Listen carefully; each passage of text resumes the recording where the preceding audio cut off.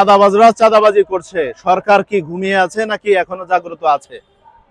সরকারের দায়িত্বটা কি চাঁদাবাজদেরকে আইনের আওতায় আনা নাকি তাদেরকে সুযোগ সুবিধা তৈরি করে দেওয়া? বাংলাদেশের প্রত্যেকটা অঞ্চলে, প্রত্যেকটা ইউনিয়নে, প্রত্যেকটা উপজেলায়, প্রত্যেকটা জেলায়, সচিবালয় থেকে শুরু করে সব জায়গায় চাঁদাবাজি, লুটপাট, নৈরাজ্য বর্তমান বিরাজমান। বিভিন্ন রাজনৈতিক দলের শেল্টার নিয়ে এই চাঁদাবাজরা চাঁদাবাজি করছে। আমি বলতে চাই, চাঁদাবাজরা চাঁদাবাজি করছে, সরকার কি ঘুমিয়ে আছে নাকি এখনো জাগ্রত আছে?